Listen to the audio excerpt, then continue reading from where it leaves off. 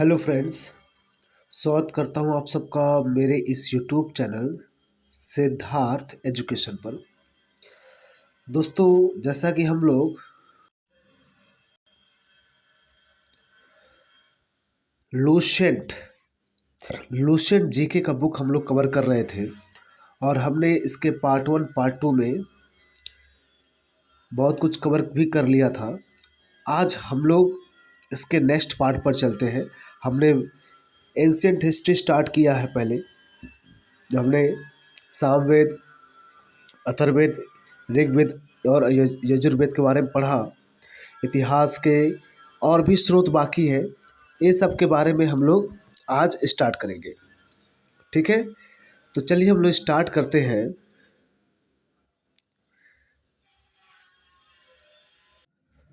So friend, ध्यान दीजिए आप लोग। हम लोग स्टार्ट करना था ब्राह्मण, आरण्यक और उपनिषद के बारे में। ठीक है, हमने वेदों के बारे में स्टडी किया। कितने वेद होते हैं? 4 वेद होते हैं। इन चारों के बारे में डीपली स्टडी किया। ठीक है, अब उसके बाद आते हैं किसके स्थान? ब्राह्मण के, आरण्य के, उपनिषद के। एक्चुअली आपको बता दूं, इन चारों वेदों में जो आपके ऋग्वेद है, ठीक है, ये ऋग्वेद जो आपका है, एक मिनट,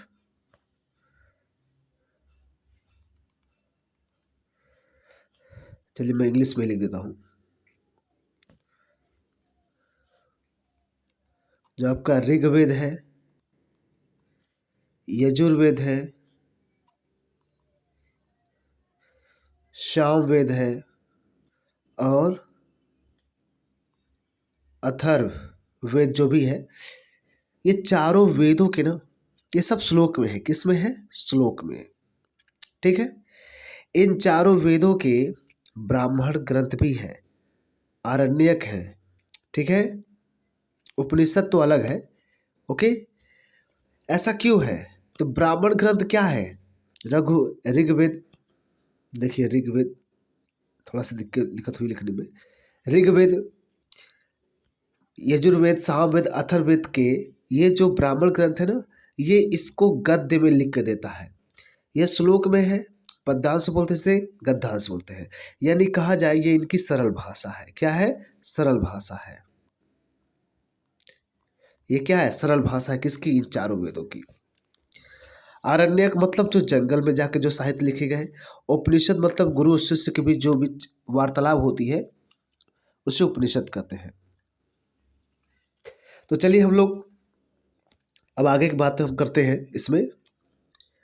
तो ब्राह्मण, आरण्यक, उपनिषद, संहिता के पश्चात, यानी कि 4 वेदों को ही हम संहिता बोलते हैं। तो संहिता के पश्चात ब्राह्मणों, आरण्यकों, उपनिषदों का स्थान है। ठीक है, मतलब उनके बाद ही ब्राह्मणों, आरण्यकों और उपनिषदों का स्थान है। इनसे उत्तर वैदिक कालीन समाज, कौन से समाज कालीन? उत्तर वैदिक कालीन, और संस्कृति के विषय में जानकारी प्राप्त होती है। ओके, आप लोग को बात समझ में आई ना कि जो ब्राह्मण, आरण्यक और उपनिषद है, ये सब हमें उत्तर वैदिक काल, देखो वैदिक काल नहीं, ये उत्तर वैदिक काल की बात करता है। जो वैदिक काल था वो 1500 से क्या होता है, 1000 BC। BC किसे कहा गया था? ये मैंने पार्ट 1 में आपको बहुत अच्छी तरह समझाया, जाकर समझ लीजिएगा। पार्ट 2 में भी समझाया है। BC ईसा के जन्म से 1500 और 1000 वर्ष पहले, यानी 500 वर्षों का इतिहास है ये। ठीक है, वैदिक काल। और उत्तर वैदिक काल क्या होता है? 1000 से लेकर के कहाँ तक? लगभग 600 तक। 600 काल तो मतलब जनपद, महाजनपद काल स्टार्ट हो जाता है, यानी 1000 से लेकर के 600 BC तक। ये बात करता उत्तर वैदिक काल की। ठीक है, आगे बढ़ते हैं। तो इनसे उत्तर वैदिक कालीन और सांस्कृतिक, उत्तर वैदिक कालीन समाज और संस्कृति के विषय में जानकारी मिलती है। ब्राह्मण ग्रंथ वैदिक संहिताओं की व्याख्या करने के लिए गद्य में लिखे गए। आपको बताया ना, ये किस में लिखे गए हैं? ब्राह्मण ग्रंथ गद्य में लिखे गए हैं। यानी ब्राह्मण जो ग्रंथ है, वैदिक जो संहिताएं हैं, उन्हीं को आसान भाषा में लिखने की कोशिश की गई है। किस भाषा में? आसान भाषा में। ओके, तो प्रत्येक संहिता के लिए अलग अलग ब्राह्मण ग्रंथ हैं जो सारणी दिए गए। जैसे ऋग्वेद के क्या है? ऋग्वेद के ब्राह्मण ग्रंथ कौन है? ऐतरेय और कौशितकी है। ऋग्वेद के लिए ब्राह्मण ग्रंथ क्या है? ऐतरेय और कौशितकी। यजुर्वेद के लिए क्या है? तैत्तिरीय और शतपथ ब्राह्मण है। ठीक है। और सामवेद के लिए पंचविश है। और अथर्ववेद के लिए क्या है? गोपथ है। अथर्ववेद के लिए क्या है? गोपथ है। तो ऋग्वेद के लिए ऐतरेय और कौशितकी, यजुर्वेद के लिए तैत्तिरीय या शतपथ, सामवेद के लिए पंचविश है और अथर्ववेद के लिए गोपथ है। ठीक है, ये इनके ब्राह्मण ग्रंथ हैं। आर्य बात समझो आप लोग को। आगे बढ़ते हम लोग। तो अब आगे देखते हैं, इन ब्राह्मण ग्रंथों से हमें परीक्षित के बाद बिंबिसार की घटनाओं का ज्ञान प्राप्त होता है। परीक्षित क्या थे? इनको कुरुओं का राजा माना जाता था। ठीक है।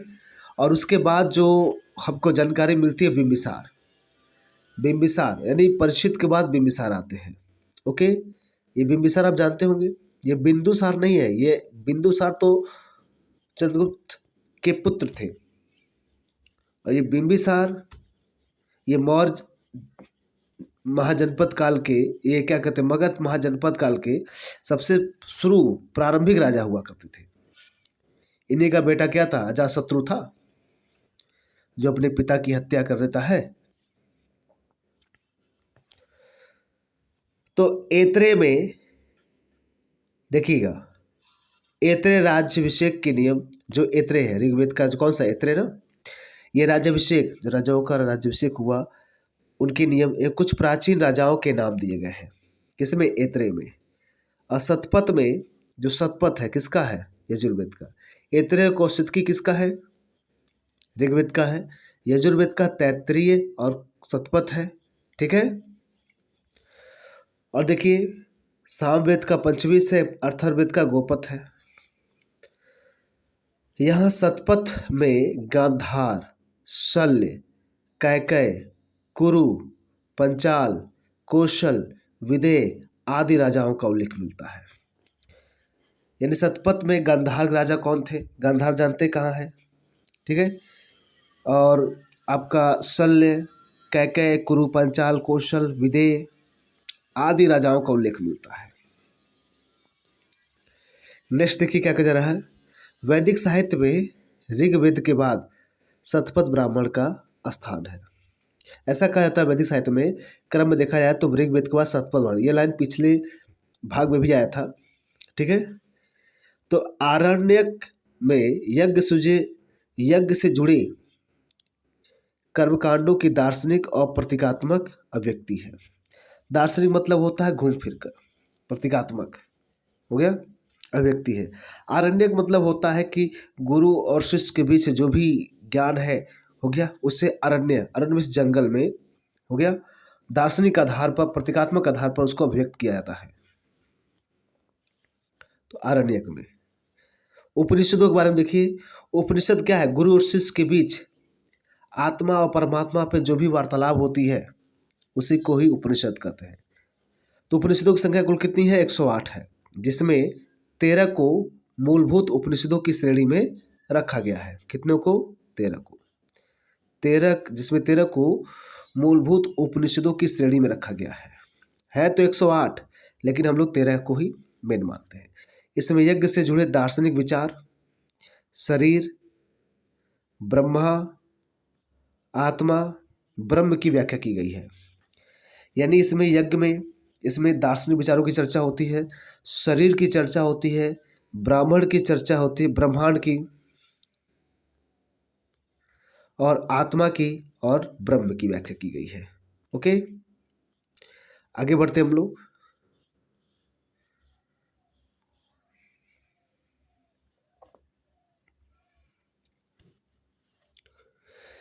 स्त्री की सर्वाधिक गिरी हुई स्थिति, मतलब स्त्री की सर्वाधिक गिरी हुई स्थिति किस संहिता से प्राप्त होती है? मैत्रेयणी संहिता से। किससे? मैत्रेयनीय संहिता से स्त्री की गिरी हुई स्थिति के बारे में पता चलता है, जिसमें स्त्री क्या किया गया है? जुआ और शराब की भांति इसे माना गया है। और जुआ और शराब की भांति स्त्री को पुरुष का तीसरा मुख्य दोष बताया गया है।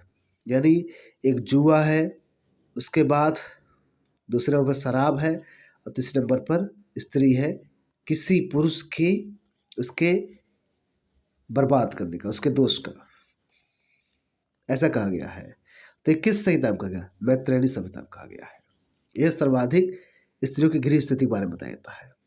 अगर शतपथ ब्राह्मण में स्त्री को पुरुष की अर्धांगिनी कहा गया है, यानी पुरुष क्या है, स्त्री क्या है, उसके जीवन की अर्धांगिनी है, आधा हिस्सा है वो। ओके, शतपथ ब्राह्मण में। नेक्स्ट देखिए, जाबालोपनिषद में चारों आश्रमों का उल्लेख मिलता है। चार आश्रम क्या थे आपको पता होंगे? क्यों? ब्रह्मचर्य आश्रम। क्यों? अब लोग पता ना, ब्रह्मचर्य आश्रम ये कब तक था? आपका जन्म से लेकर के 25 वर्ष तक ये होते थे ब्रह्मचर्य आश्रम। उसके बाद क्या था? गृहस्थ आश्रम। गृहस्थ आश्रम ये 25 से लेकर क्या था, 50 साल तक माने जाते थे। मतलब 100 वर्ष को ही चार भागों में बांट दिया गया है। सॉरी, 1,000 वर्ष 4 भागों में बांटा गया है। ब्रह्मचर्य आश्रम है, गृहस्थ आश्रम है, उसके बाद वानप्रस्थ आश्रम है, उसके बाद संन्यास आश्रम है। ठीक है, तो इसमें 25-25 वर्ष के तौर पर तोड़ा गया। मतलब पहले ऐसा माना जाता था कि उम्र व्यक्ति की कितनी होती, 100 वर्ष होती थी। एक्चुअली बात है कि पहले के लोग पूरी तरह से हर भी बरस हुआ करते थे प्राकृतिक चीज़ों पर। आजकल हम लोग पानी, उससे पानी भी नदियों का पानी पिया करते थे, शुद्ध साफ पानी। नदियों का पानी पी कर तो लोग 100-100 साल जी गए, लेकिन आजकल तो आरओ का पानी लोग पीकर ठीक से 60-70 साल में जी पा रहे हैं। तो ये पहले की ऐसी बातें हैं। ये जाबालोपनिषद में चारों आश्रमों का उल्लेख किया गया है। स्मृति ग्रंथों में सबसे प्राचीन एवं प्रमाणिक मनुस्मृति मानी जाती है। ठीक है, यानी स्मृति ग्रंथों में सबसे प्राचीन अगर माना जाए स्मृतियों में, तो सबसे पुरानी कौन है? मनुस्मृति है। यह शुंग काल का मानक ग्रंथ है। शुंग काल, तो शुंग काल में इसको मानक ग्रंथ माना गया था। कौन? मनुस्मृति को। एक नारद स्मृति है जो गुप्त युग के विषय में जानकारी देती है। ठीक है, किसके विषय में? नारद स्मृति गुप्त युग के बारे में जानकारी देती है। आइए वेदांग एवं सूत्र। वेदों को भली भांति समझने के लिए 6 वेदांगों की रचना की गई है। यानी वेदों को समझना है तो उसमें वेदांग को पढ़ना पड़ेगा भली भांति समझने के लिए। तो वेदांगों को समझने के लिए 6 वेदांग है वेदों को पढ़ने के लिए। शिक्षा मतलब शुद्ध उच्चारण शास्त्र होना चाहिए। कल्प मतलब कर्मकांडी विधि आपको जानना पड़ेगा। निरुक्त शब्दों की व्युत्पत्ति का साथ है, शब्दों की व्युत्पत्ति कैसे होती, कैसे उसका प्रोनाउंसिएशन कहाँ से उत्पन्न हुआ। व्याकरण, छंद व ज्योतिष। यानी शिक्षा 1, कल्प 2, निरुक्त 3, व्याकरण 4 है और छंद 5वां है, ज्योतिष 6 नंबर। ठीक है, ये चीज़ें क्या है? वेदांग है। ये 6 वेदांग है जो वेदों को भली भांति समझने के लिए इनकी रचना की गई है। वैदिक साहित्य को अक्षुण्ण बनाए रखने के लिए सूत्र साहित्य का प्रणय किया गया है। यानी वैदिक साहित्य को क्या किया जाए? अक्षुण्ण मतलब उसको कोई नाश न कर सके। ओके, उसका कोई खात्मा न कर सके, उसको अक्षुण्ण बनाए, उसे सुरक्षित बनाए रखने के लिए सूत्र साहित्य बनाए गए हैं। क्या बनाया गया है? सूत्र साहित्य बनाए गए हैं। अब देखिए, स्रोत हुए, गृह हुआ तथा धर्म सूत्रों के अध्ययन से हमें यज्ञ विधि, विधानों, कर्मकांडों तथा राजनीतिक विधि एवं व्यवहार से संबंधित महत्वपूर्ण बातें ज्ञात करते हैं। ठीक है, यानी कि सूत्र साहित्य में देखिए क्या है? स्रोत हुआ, गृह हुआ, धर्मसूत्र हुए, ये सब के अध्ययन से हमें क्या पता चलते हैं? यज्ञ विधि विधान पता चलते हैं, उसमें क्या कर्मकांड होता है, कैसे राजनीतिक और विधि एवं व्यवहार से संबंधित महत्वपूर्ण बातें ये सब ज्ञात करते हैं। और प्रमुख सूत्रकारों में गौतम बौधायन, आप स्तंभ, वशिष्ठ आदि के नाम से विशेष रूप से उल्लेखनीय है। यानी सूत्रकारों में देखा जाए तो गौतम बौधायन हुआ, गौतम जी का बौधायन, आप स्तंभ हुआ, वशिष्ठ, ये सब आदि के जो नाम है वो विशेष रूप से उल्लेखनीय दिए गए हैं। और सूत्रों में गौतम धर्मसूत्र सबसे प्राचीन माना गया है सूत्रों में। ठीक है, सूत्र किसके लिए रचित किए गए हैं? वैदिक साहित्य को अछूत है, उसको अछूत रखने के लिए सूत्र साहित्य की रचना किया गया है। तो गौतम धर्मसूत्र को सबसे प्राचीन माना गया है। ओके, आगे बढ़ते हम लोग।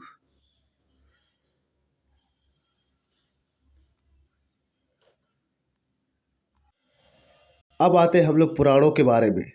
पुराण क्या कर रहे हैं देखिए। भारतीय ऐतिहासिक कथाओं का सबसे अच्छा अक्रमबद्ध विवरण पुराणों में मिलता है। यानी जो भारत की जो ऐतिहासिक कथाएं हैं, अगर उनका सबसे अच्छा विवरण देखा तो कहाँ मिलेगा? पुराणों में मिलेगा। कहाँ मिलेगा? पुराणों में। यानी ऐतिहासिक कथाओं का सबसे अच्छा क्रमबद्ध विवरण पुराणों में मिलता है। इसके रचयिता कौन है? लोहमर्ष ऋषि है, हो गया। एवं उनके पुत्र कौन है? उग्रश्रवा माने जाते हैं, उग्रश्रवा माने जाते हैं। ठीक है, और इनकी देखिए इनकी संख्या कितनी है? 18 है, जिनमें से केवल 5 मत्स्य पुराण, वायु पुराण, विष्णु पुराण, ब्राह्मण, भागवत में ही राजाओं की वंशावली पाई जाती है। ठीक है, तो मतलब क्या कहा जा रहा है? इनके जो रचयिता है लोहमर्ष ऋषि, और पुत्र क्या है? उग्रश्रवा। उग्रश्रवा हुए, ये कहीं न कहीं इसके रचयिता माने जाते हैं ऐतिहासिक कथाओं। इनकी संख्या 8 है भाई पुराणों की, मतलब पुराणों की संख्या इतनी है, जिनमें से केवल क्या है? 5 ही मेन माने गए हैं वंशावली, मतलब राजाओं की वंशावली पाई जाती है। मत्स्य, वायु, विष्णु, ब्राह्मण और भागवत में। नोट क्या कहा गया है? क्या कहा गया है? पुराणों में मत्स्य पुराण सबसे प्राचीन एवं प्रामाणिक है। यानी पुराणों में सबसे पुराना कौन सा है पुराण? मत्स्य पुराण सबसे प्राचीन एवं प्रामाणिक भी माना गया है। ओके, अधिकतर पुराण सरल संस्कृत श्लोक में लिखे गए हैं। किसमें है? अधिकतर पुराण किसमें है? सरल संस्कृत श्लोक में है, मतलब आसान भाषा में, सरल रूप में संस्कृत श्लोक में है। स्त्रियां तथा शूद्र जिन्हें क्या कर सकते, वेद पढ़ने की अनुमति नहीं थी, वे भी पुराण सुन सकते थे। वो भी क्या कर सकते थे? पुराण सुन सकते थे। पुराणों का पाठ पुजारी मंदिर में किया करते थे। यानी पुराणों का पाठ कौन किया करते थे? पुजारी किया करते थे मंदिरों में, और उन्हीं को स्त्रियों को और शूद्रों को सुनने का अधिकार था। सामाजिक एवं सांस्कृतिक दृष्टि से अग्नि पुराण का काफ़ी महत्व है। सामाजिक एवं सांस्कृतिक दृष्टि से अग्नि पुराण का काफ़ी महत्व है, जिसमें राजतंत्र के साथ साथ कृषि संबंधी विवरण भी दिया गया है। यानी अग्नि पुराण का काफ़ी महत्व है सामाजिक एवं सांस्कृतिक दृष्टि से अग्नि पुराण का, और जिसमें राजतंत्र के साथ साथ कृषि संबंधी विवरण भी दिया गया है। यानी यह पॉलिटिक्स भी है और एग्रीकल्चर के बारे में वर्णन किया गया है सामाजिक और सांस्कृतिक दृष्टि से। कौन? अग्नि पुराण। नेक्स्ट देखते हैं हम लोग।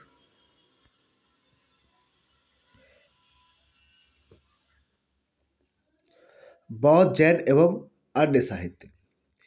जातक में बुद्ध की पुनर्जन्म की कहानी वर्णित है। जातक में, जैसे जातक जो साहित्य है, वो बुद्ध की पुनर्जन्म की कहानी वर्णित है। हीनयान का प्रमुख एवं कथा वस्तु है। तो कहने का मतलब क्या है? जातक, ये जो है जातक, ये जातक का संबंध किससे है? ये बौद्ध धर्म से है। किससे है? बुद्ध। और क्या कहा गया है? इससे बुद्ध की पुनर्जन्म की कहानियां है। ये बुद्ध की क्या है? पूर्व जन्म की कहानियां इसके बारे में बताई गई है। पूर्व जन्म की कहानियां। ओके, तो जातक में बुद्ध की पूर्व जन्म की कहानी वर्णित है। हीनयान का प्रमुख, जैसे बौद्ध धर्म में दो भाग थे, हीनयान महायान। तो हीनयान का जो कथा वस्तु है, जिसमें क्या है, इसमें महात्मा बुद्ध का जीवन चरित्र अनेक कथानकों के साथ वर्णित है। यानी इससे महात्मा बुद्ध का जीवन चरित्र है।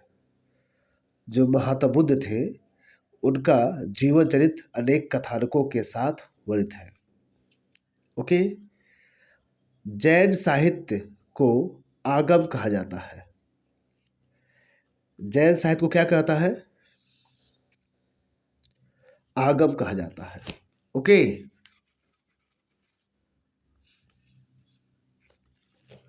जैन साहित्य को आगम कहा जाता है। जैन धर्म का प्रारंभिक इतिहास क्या है? कल्पसूत्र से ज्ञात होता है। अब ये जैन धर्म के बारे में बताया गया है। हम जैन साहित्य को क्या कहते हैं? आगम कहते हैं। ओके, और यह हीनयान का प्रमुख ग्रंथ क्या था? कथा वस्तु था। और देखिए, जैन धर्म का प्रारंभिक जो इतिहास है वो किससे पता ज्ञात होता है? कल्पसूत्र से। किससे? कल्पसूत्र से। जैन ग्रंथ भगवती सूत्र में महावीर के जीवन कृत्यों तथा अन्य समकालिकों के साथ उनके संबंधों का विवरण मिलता है। यानी जैन ग्रंथ में जो भगवती सूत्र है उसमें क्या बताता है? महावीर के क्या जीवन कृत्य रहे हैं, मतलब उनके समकालीन में उनका कैसा संबंध था, कैसा व्यवहार था, क्या करते थे, वो भगवती सूत्र बताया गया है। ओके, और देखिए अन्य साहित्यों में अर्थशास्त्र। अर्थशास्त्र के लेखक किससे मानते हैं? चाणक्य, कौटिल्य या विष्णुगुप्त माने जाते हैं। कौन? अर्थशास्त्र के। तो अर्थशास्त्र के लेखक चाणक्य, कौटिल्य या विष्णुगुप्त है। यह क्या है? यह 15 अधिकरणों एवं 180 प्रकरणों में क्या है? विभाजित है। यह 15 अधिकरणों में और 180 प्रकरणों में ये अधिकरण है, हो गया, और ये प्रकरण है। तो 180 भाग है और ये क्या है? 180 चैप्टर, 15 अधिकरण भाग है मान के चलिए, और 180 लेसन है, विभाजित किया गया है। इससे मौर्यकालीन इतिहास की जानकारी प्राप्त होती है। इनका हिंदी में अनुवाद किसने किया था? आचार्य शाम शास्त्री ने किया था। आचार्य शाम शास्त्री ने किया था।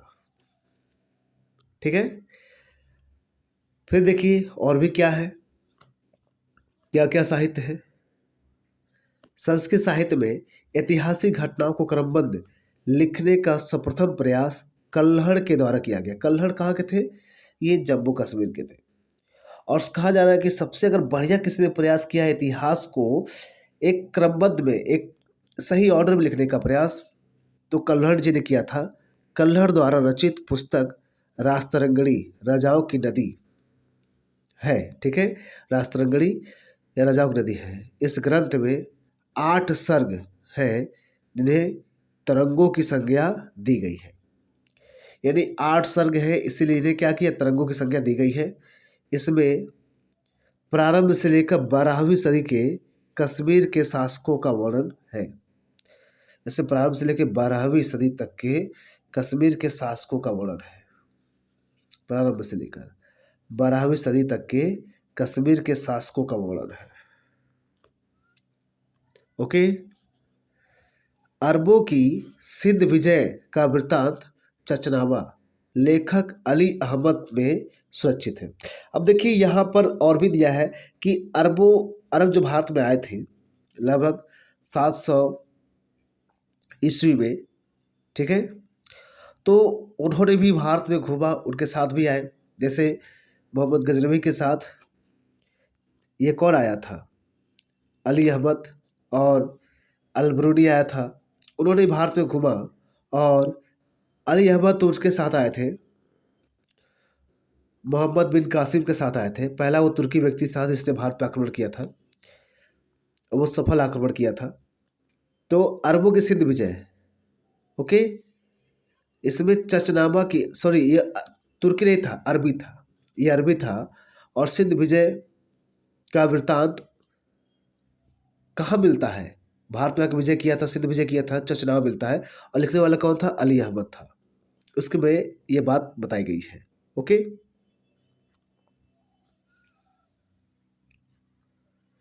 देखिए आगे अष्टाध्यायी। अष्टाध्यायी क्या है, संस्कृत भाषा का भाषा व्याकरण की प्रथम पुस्तक है। क्या है, अष्टाध्यायी क्या संस्कृत भाषा व्याकरण की प्रथम पुस्तक है। इसके लेखक कौन है, पाणिनि है। कौन है, पाणिनि है। इसके लेखक पाणिनि है। इससे मौर्य के पहले का इतिहास तथा मौर्यगीन राजनीतिक अवस्था की जानकारी प्राप्त होती है। ओके, मौर्यगीन राजनीतिक अवस्था की जानकारी प्राप्त होती है। तो मौर्य काल के बारे में, राजनीतिक व्यवस्था कैसी थी उसको जानना है तो अष्टाध्यायी बारे में पढ़िए। अष्टाध्यायी बात बताएगी। अष्टाध्यायी में पहली बार लिपि शब्द का प्रयोग हुआ है, यानी अष्टाध्यायी में ही पहली बार क्या हुआ है, जो लिपि शब्द है उसका पहला प्रयोग हुआ है, लिपि शब्द का। ओके, तो चलते हम लोग नेक्स्ट भाग पर इसके। फिर देखिए दोस्तों आगे क्या कहा जा रहा है, कात्यायन। कात्यायन की गार्गी संहिता, कात्यायन भी एक ज्योतिषरय है, तो कात्यायन ने भी गार्गी संहिता लिखा है, जिसमें गार्गी एक महिला है जो क्या करती है, एक उसमें के जो प्रचंड ब्राह्मण थे, ठीक है, उनसे बहुत बहस हो जाती है। तो उसी बीच के बारे में लिखा है कात्यायन ने गार्गी संहिता, एक ज्योतिष ग्रंथ है। फिर भी इसमें भारत पर होने वाले यवन आक्रमण का उल्लेख मिलता है। यवन आक्रमण, जो भारत में यवन आए थे उनका भी उल्लेख मिलता है। हम लोग हिस्ट्री पढ़ रहे हैं ना, यानी जो भारत में इतिहास पर जानकारी कहाँ कहाँ से मिली है उस सब के बारे में हम लोग पढ़ रहे हैं। नेक्स्ट देखिए, पतंजलि पुष्यमित्र शुंग के पुरोहित थे। पुष्यमित्र शुंग क्या थे, पुरोहित थे। इन्होंने क्या लिखा था, इनके महाभाष्य से शुंगों के इतिहास का पता चलता है। यानी पतंजलि ने क्या लिखा था, महाभाष्य लिखा था, और पुष्यमित्र शुंग यानी शुंगों के इतिहास के बारे में लिखा है। फिर देखिए आगे क्या कर रहा है, कुछ हमारे यहाँ विदेशी स्रोत मिले हैं। विदेशी यात्रियों से मिलने वाली प्रमुख जानकारियाँ क्या है उसको देखिए। तो क्या क्या कहा जा रहा है कि क्या क्या जानकारी मिली थी।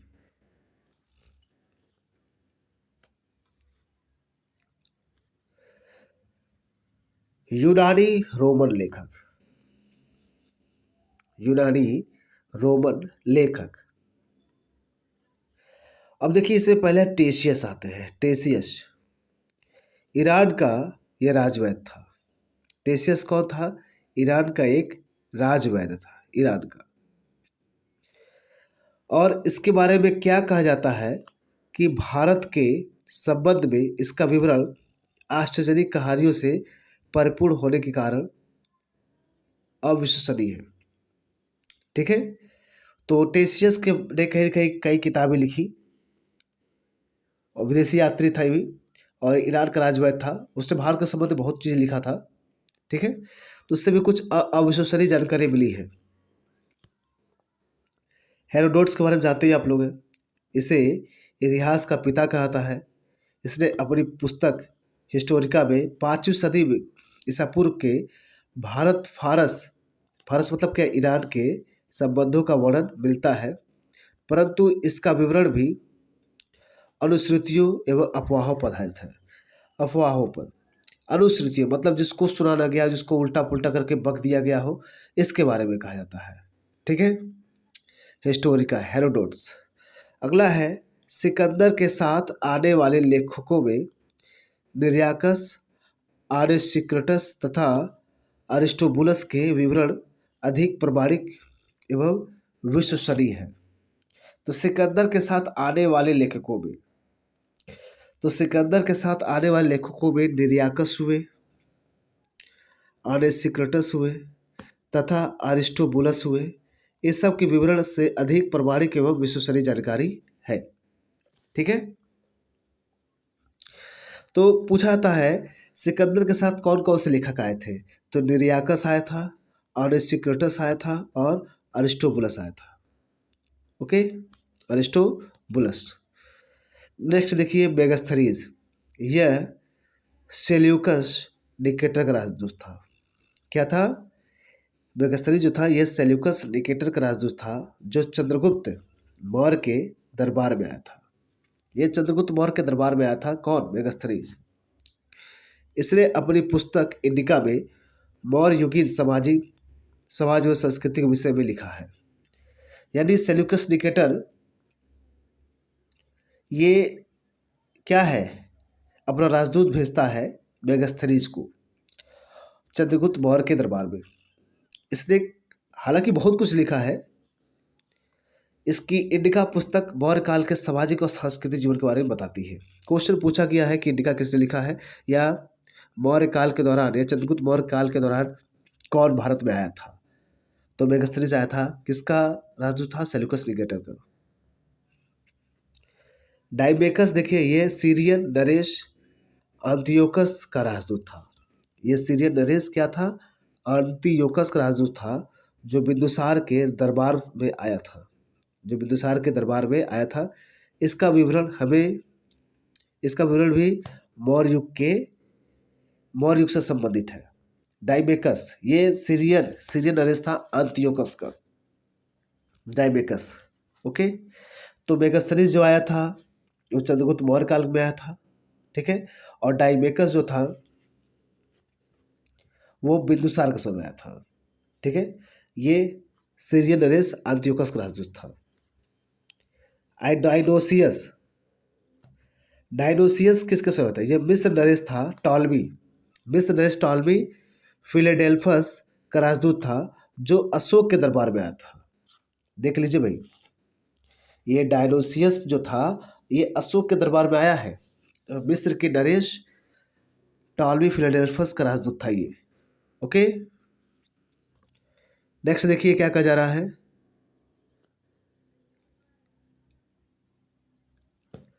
टॉलमी कौन है?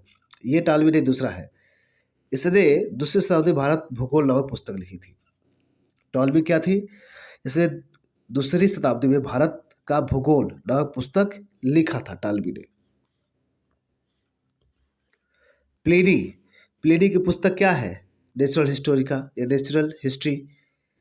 प्लिनी ने प्रथम शताब्दी में लिखा था, और इसमें भारतीय पशुओं, पेड़ पौधों, खनिज पदार्थों आदि के बारे में विवरण मिलता है हमें। Okay, Periplus of the Erythraean sea, इस पुस्तक के लेखक के बारे में जानकारी नहीं है। यह लेखक करीब 80 ईस्वी की बात हो रही है। ठीक है, ग्रेगोरियन कैलेंडर से 80 ईस्वी है जब शुरुआत हुआ था, तो उसके 80 वर्ष बाद। तो क्या हुआ था, 80 ईस्वी में हिंद महासागर में यात्रा पर आया था। इसने उस समय के भारत के बंदरगाहों तथा व्यापारिक वस्तुओं के बारे में जानकारी दी है। ओके, तो दोस्तों ये सब थे आपके कौन, ये सब विदेशी स्रोत थे। अब हम लोग भारत में बहुत से चीनी यात्री भी आए हैं, चीनी लोग भी आए हैं। ओके, उसके बाद फिर हम लोग पढ़ेंगे अरबी लेखक, अब पुरातत्व संबंधी मिले हुए जानकारी, इस सब के बारे में पढ़ेंगे, तब ये जाके लेसन 1 खत्म होगा। तो दोस्तों अभी इस वीडियो में इतना ही। हम लोग नेक्स्ट वीडियो में देखेंगे अगला पार्ट। यदि आपको वीडियो अच्छा लग रहा है तो बिल्कुल इसे लाइक करिएगा, कमेंट जरूर करिएगा। हमारी मेहनत का फल आपको जरूर दीजिए, एक लाइक ही तो करना है, और कमेंट कर दीजिए अगर अच्छा लगे तो। भाई अगर वीडियो अगर लगता है कि आपके भाई बहन या किसी मित्र को देना चाहिए उसका भी फ़ायदा हो सके। लाइन बाय लाइन मैंने पढ़ाया, कुछ भी काटा नहीं है। तो आप सपोर्ट कर सकते हैं ऐसे ही काम करके। सो फ्रेंड, मिलते हैं हम लोग नेक्स्ट वीडियो में। Thank you very much.